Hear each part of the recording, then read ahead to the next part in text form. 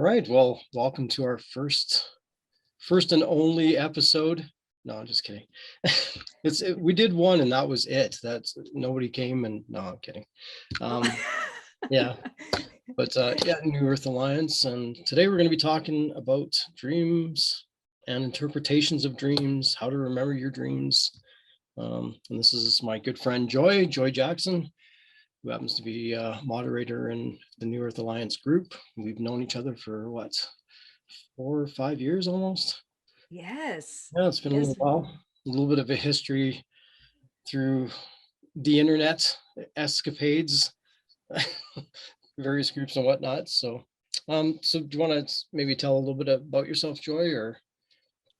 Sure. And thanks again for having me, Ron. This is Yep. just, it's a privilege to be a part of this project. And I think New Earth Alliance embodies the qualities that many of us that are drawn to watching this type of content are trying to, building that community. In other words, it's really trying to help us build a community. And I appreciate that. So basically, I have worked as an Ascension mastery coach in the Pacific Northwest since about 2006. And that's looked differently at different phases. I'm actually not working with clients at the moment, but I still am blogging and putting content out there and connecting with like-minded kindred spirits about certain topics that are near and dear to my heart, as far as being related to spirituality, wellness, holistic health. I really love connecting with people of all sorts of backgrounds, regardless of their religious faith or leaning. I think some of the topics we're getting into, what I love about them is that they reach a pretty broad audience. But as far as dreams are concerned, that is an area of study that I found myself being attracted to since, I was in my early teens. And how that happened, I'll just give a little context is Sure. My mom was interested in, she's becoming more interested in deepening her spiritual awareness, and was starting to go to things like psychic fairs and dream seminars and different things. And I just kind of vicariously became interested. I didn't grow up in a particularly religious household or anything like that. So spirituality was kind of a mixed bag. But she took me to this dream seminar that was being held by a really wonderful woman in Northern California at that time, who had been a channeler and dream scholar for 70 years at that point. And I was fascinated because I had never really understood or looked at my dreams in that context before. I was always a very vivid dreamer. I was always had this inner world that was very active and apparent to me, but I didn't have a context or tools really at that point to know how to ground any of what I was experiencing or understand the deeper meanings of what a lot of my experiences were trying to bring through. And that was the first time I really saw dreams as a door into a deeper understanding of that inner world. Right. And it just felt very natural to me, the way it was presented. So I bought her book, and, over years and years and years, I just continued to work with my dreams from with the tools that I learned way back at that time, because they were very simple, yet profound tools that I was given. Right. That really seemed to, to this day, I still use and I find to be the most effective in helping my dreams. Helping my life benefit through, gaining more clarity and understanding, Right. of my dreams. Right. And other people as well. Yeah, for sure. So I guess the obvious question is, what are dreams? Is it just your subconscious mind, goofing around with us, or messages, or do you have any ideas on that? Yeah. Well, I mean, of course, if you were to look at what the definition of what a dream is out in the world, you'll get probably a lot of different interpretations. The most basic fundamental understanding that it's a way that our psyche Right. The subconscious perhaps, clears and works through issues and problems and um, situations that we might be wrestling with. As far as how that relates in the existential sense, that really depends on how you relate to spirituality. And so, but what I found, because I personally have to bring the spiritual component into dreams. To me, it's a very holistic, I live from a very holistic perspective. I don't live through the mind and body. I need to bring the spirit in. But essentially what I found is, our dreams are when we're in touch with that part of ourselves that is not caught up in, say, like the matrix of the mind, Right. that's actually connected to the deeper part of ourselves that, when we're sleeping, it's when our minds are not distracted and are completely tuned in to the higher or finer aspects of our being, whether people want to connect that to God, to their soul. But, essentially our dreams is, from my perspective and where I come from, the angle I'm coming from is that our dreams present a door to the higher aspect of ourselves that is always seeing things clearly and has the higher view, Right. to Right. help us navigate our journey in the waking, in the waking time. Yeah. So it's kind of like the overseer. We're down here stuck in the mud, and every now and again, we need a Yeah. little bit of guidance. So, it comes down and says, "Hey, over here, go this way." No. It's like that deepest form of meditation. I mean, I don't know that anyone would consider sleep meditation, but for me, sleep is a meditation. It's just something that we may not consider to be in that context, but that essentially is what it is. And it's interesting how even scientific research, hard science, Right. supports the fact that we don't fare well without sleep. But that dreaming is also equally important in that process, that when people don't have the ability to go into the level of sleep, the state of sleep that they need to actually dream, a lot of problems, health Yeah. and mental health issues will often arise. So they're pretty critical, regardless of how we approach them. Right. So that would be the rapid eye movement or REM state, right? That's where the dreams occur, right? Right, right. Especially the dreams that really help us heal, repair, and work things out. Right. Okay. Well, it's good. So I guess probably the next obvious question is, we had this in the group. Somebody had mentioned how to remember your dreams. So I made a little slide, and let's see if I can do a screen share. Just got to figure out where we're at here. Yeah, and that's our website. So sorry, I thought I had this already up. There we go. So how to remember your dreams. So I stole off the internet. I just wrote down a few ideas of what other people were saying. So obviously people can do their own research, but these are the basics anyways. I think there's only 2 steps really, and then the rest are kind of best practices or whatever. So I guess number 1 is to set the intention to remember your dreams. That seems pretty obvious. Um, and from what I'm hearing is right before sleep. Like when you're laying down, you're getting all relaxed, and then to kind of set the affirmation or the intention at that point. Does that sound about right to you? Yes, Okay. absolutely.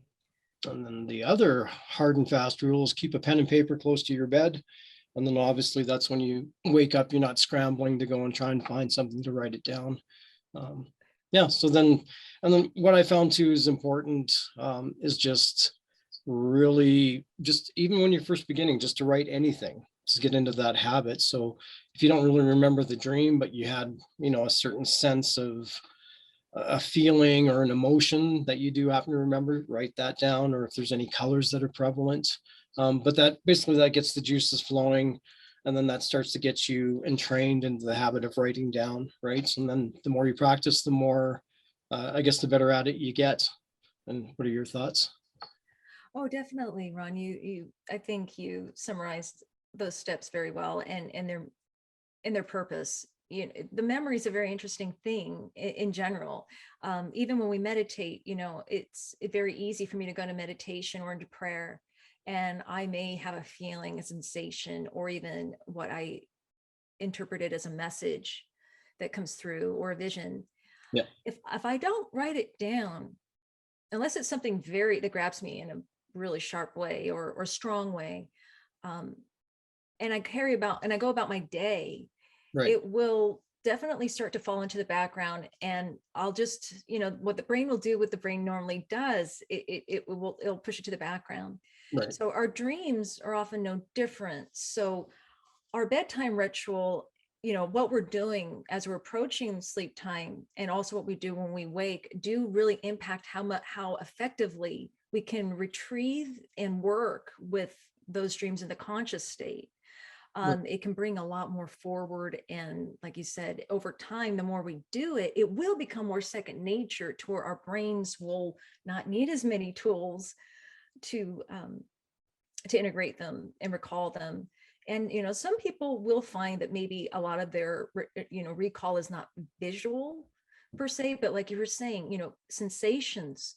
What did you Maybe they heard something, maybe there was a feeling, a strong emotion. Those are all equally relevant, Right. and shouldn't be overlooked, because some of us, we're all unique, Yeah. and some Um, of us are just going to experience. Yeah, for sure. so can you see the screen share on that or no? Not at the moment.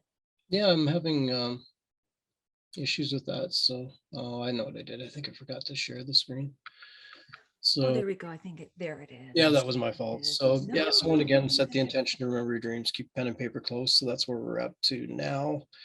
And then just the other recommendations are regular sleep time if possible. You kind of get into that habit, the same as writing your dreams down. That's a habit. So that kind of entrains your brain to, kind of do this on a regular basis. Then we have one here that says they suggest to drink water before you sleep to facilitate urination. That's very important when you're remembering your dreams. But I guess the point of that is it causes you to wake up frequently throughout the evening or throughout the night. And then, when you wake up, then you can actually jot those dreams down, your impressions. So that'll just help to Oh, yeah. enforce the whole idea of remembering your dreams, right?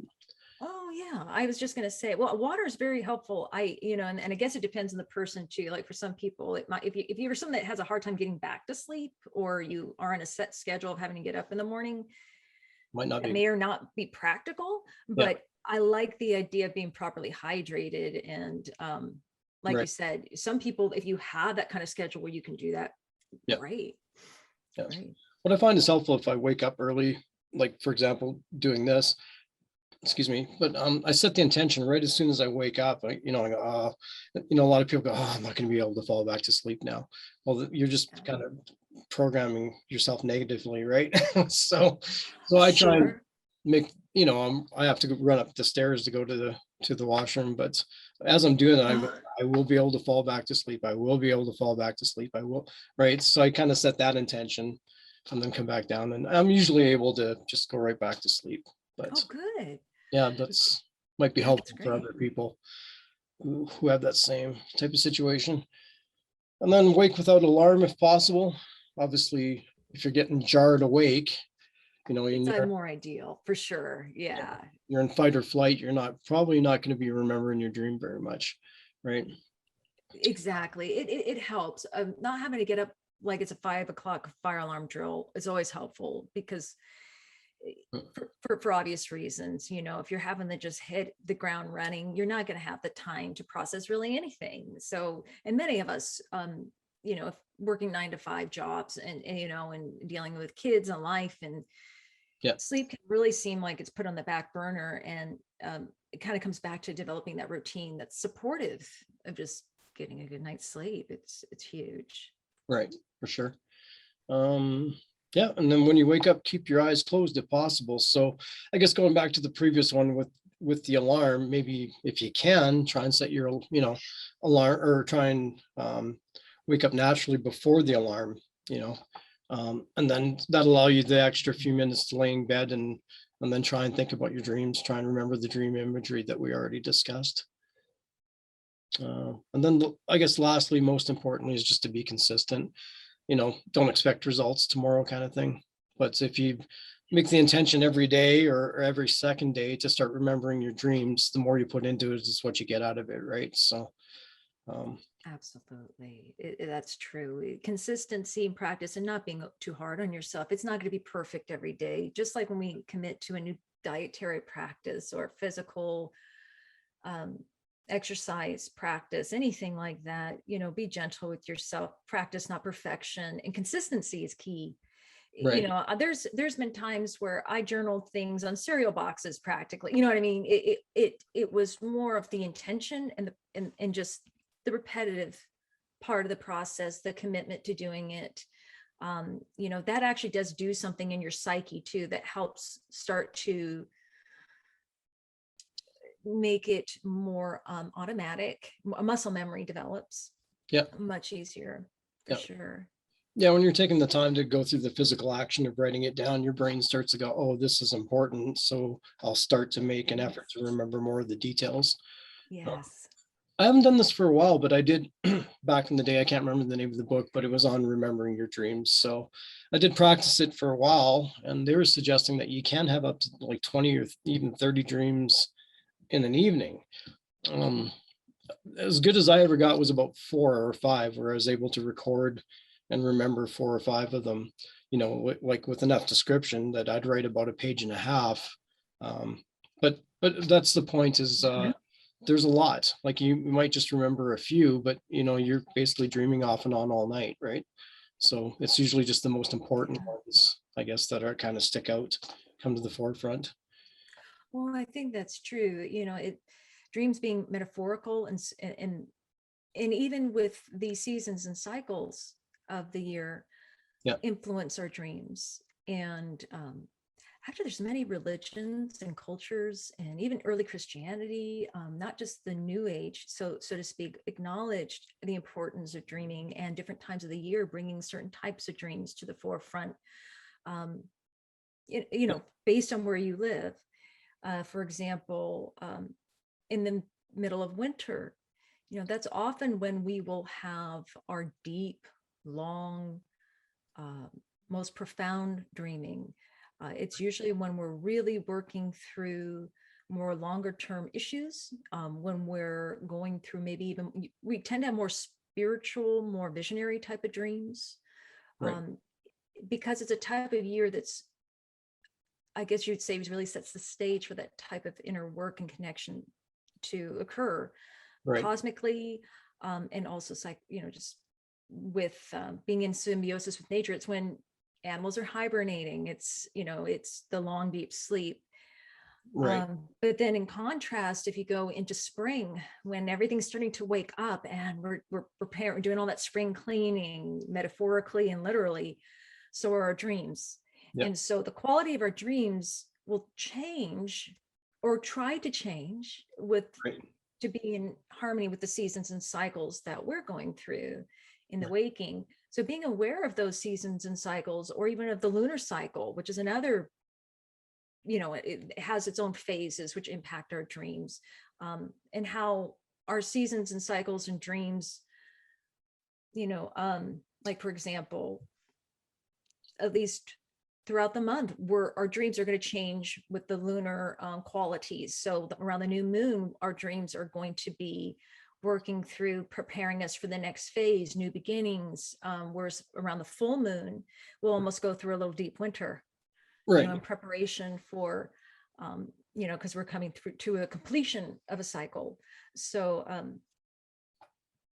not only do our dreams tend to have certain themes that I often write about, but then there's season cycles that also, direct how they're right. working through us.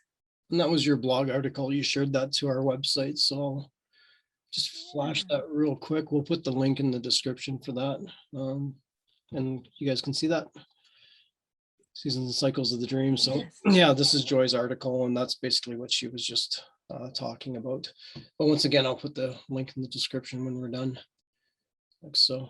So do you find that, like when you say seasons and cycles of the dream, so spring and autumn, is that more kind of going, I don't know about caveman days, but you tend to be more focused on different things. Things are more important at certain times of the season. So I guess the dreams that you're having would reflect those, hierarchy of needs, food, shelter, water kind of thing. If it's springtime, that's the time to get out there and do your planting or whatever. Oh, sure. I mean, and if we were a culture, which, the majority of the world right now doesn't really live in a symbiotic relationship with nature. We tend to live indoors under artificial lights and not really attuned to the season and cycle that nature has us in, or even from a spiritual perspective. A lot of us are on an automatic pilot. So we may not be getting those cues as strongly as we once did when we were living in a more symbiotic way Right. with our planet and with creation, creator, God. So there was a time when there was a deeper and more innate understanding of how those things were intertwined in many cultures. We see it written about when you look throughout history, whether it be biblical times. There's a lot there, but that during the change of seasons or around winter, that those were times where we honored certain things because we were prompted to it as a way of kind of, like, for example, in wintertime, like you're saying, yes, that would be a time of year where if you're living in an area where it gets very cold in winter, Yep. You would be going into deep states of rest because it's cold and because the nights are short. Like where I live, we have, what you would call the full range of seasons. Right.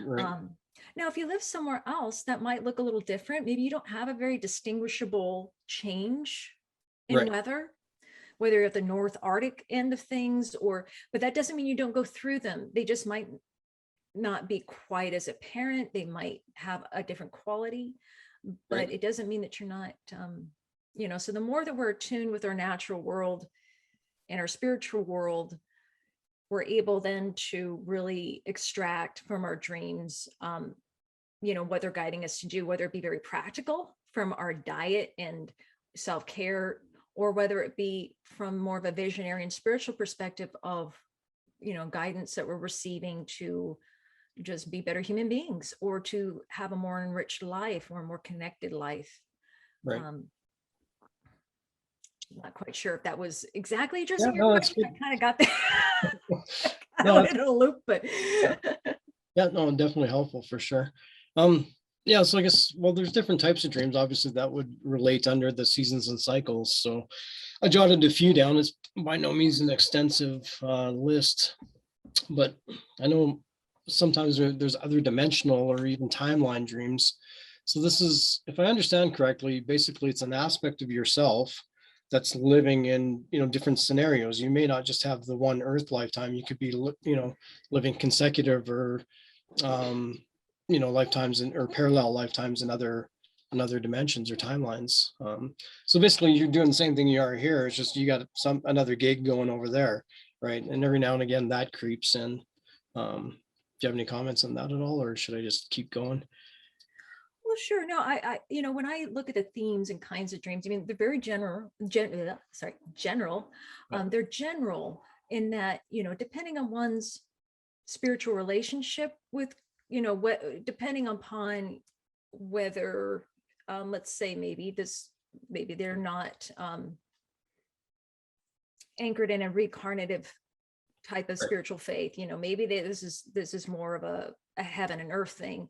Yeah. Either way, these work with Yeah. that. So like, say, for example, spiritual or visionary dreams, it tends to be when it's coming, the quality of the dream will often be different for me too. When that's coming from a very higher either aspect of your being or God, however you want to see it.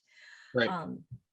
Those are what, at least when I'm writing about them, what I refer to as, either prophetic, visionary. In the Bible, Jesus talks about, the apostles about having these visions and prophecies.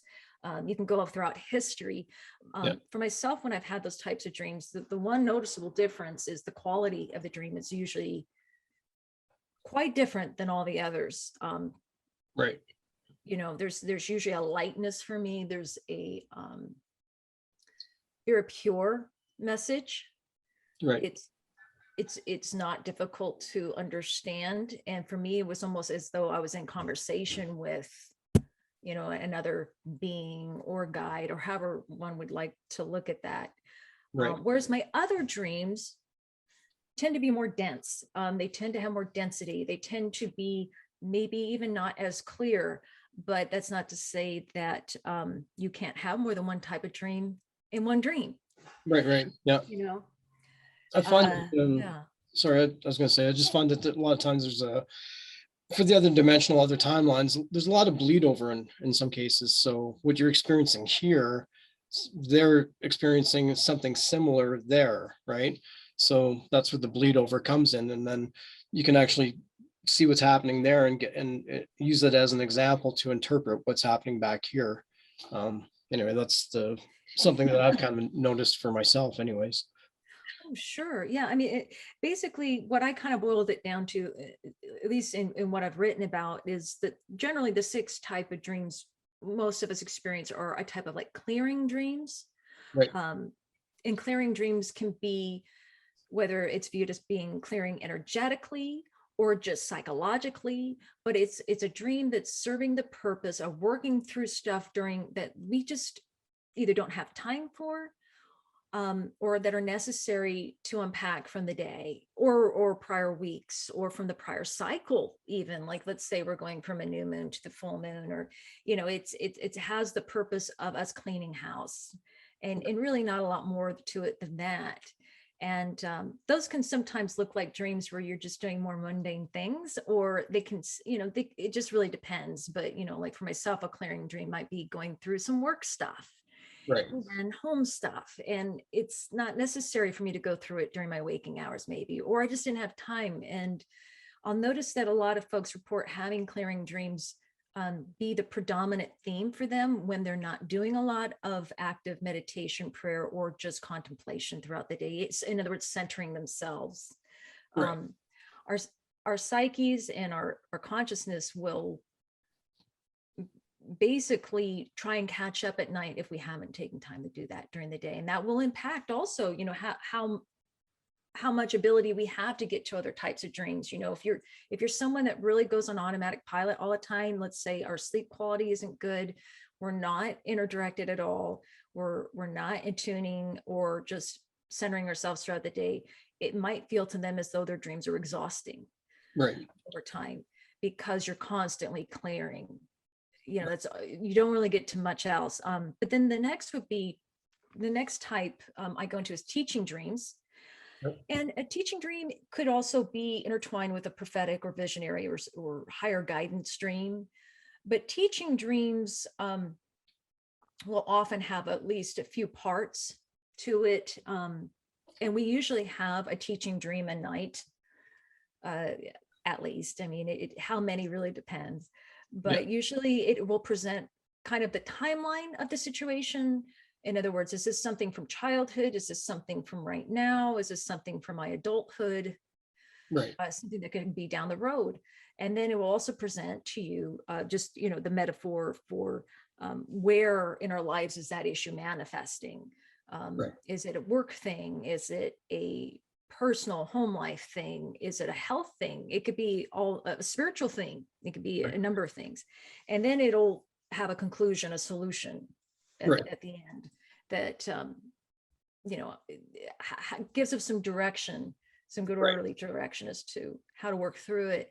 And then after that would be problem solving dreams, which tend to usually occur when we're really wrangling with something. Maybe something has been, maybe we're trying to figure out, like, okay, something very specific. I have a problem with how I'm going to sell my house.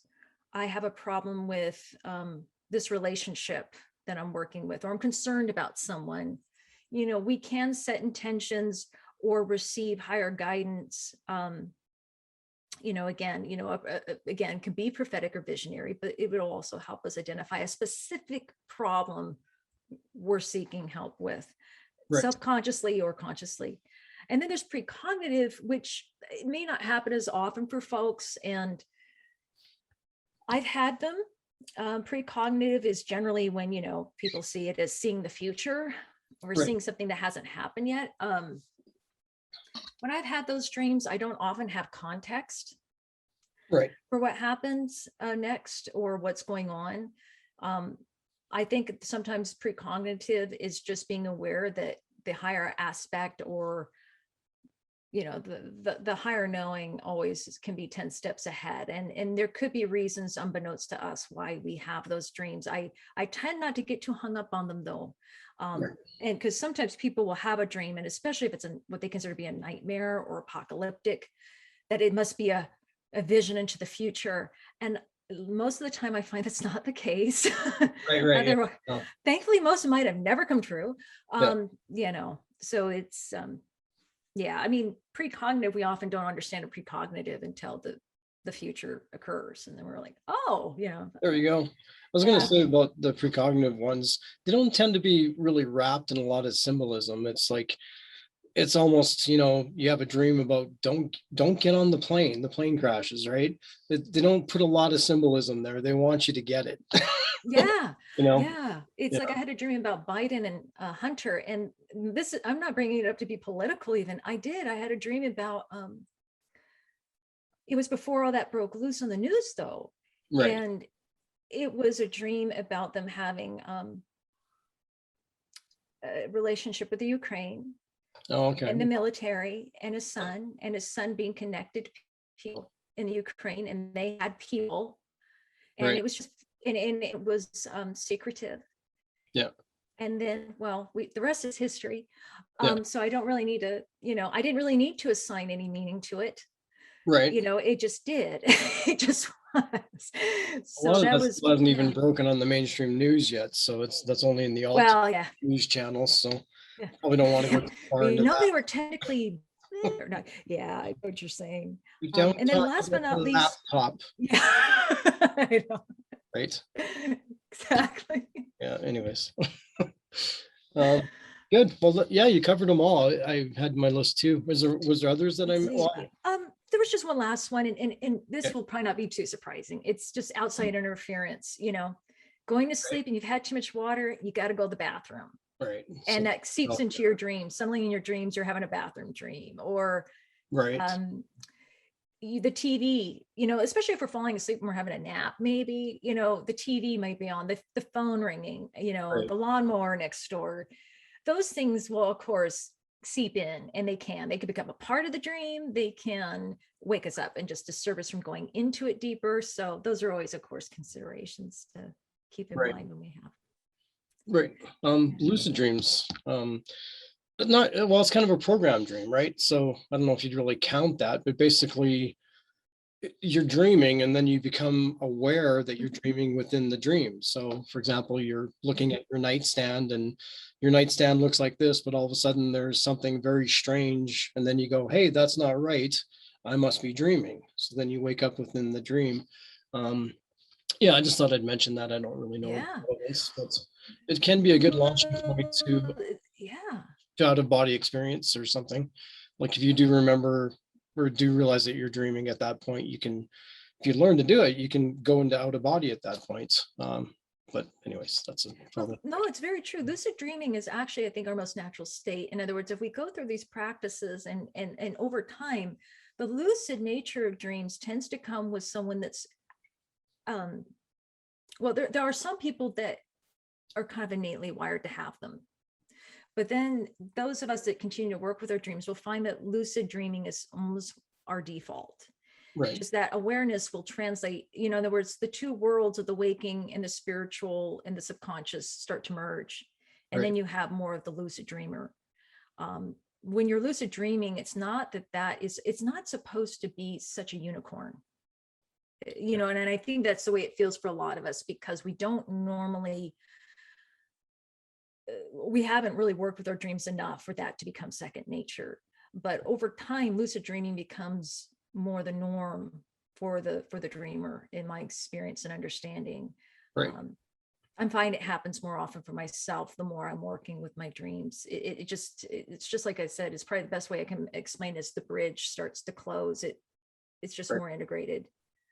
we're more integrated into I the wonder dream. if that's less of a release though, like, you know, if you're more in control of your dreams, like you're dictating how they're coming out, you kind of lacking over here on the clearing side, then maybe you're not clearing as much. You know, you're not having the necessary dreams to get rid of that clutter if you're kind of controlling it. If that makes Well, sense. yeah, I know what you're saying. It's not that we're controlling it as much as we're experiencing it in the more fullest sense. Okay. Our egos aren't necessarily in attendance when Right. we're lucid dreaming. We just have a deeper awareness to where we're able to feel as though we're more integrated into the experience. Our higher aspect is still who's in control and guiding the process, but Right. our mind is able to be more present. So it feels more real Right. than when it's a faint memory, Okay. so I guess that's the best way I can explain. Like, now there are, I don't get into this too often, but it's possible to do darker forces, darker intentions.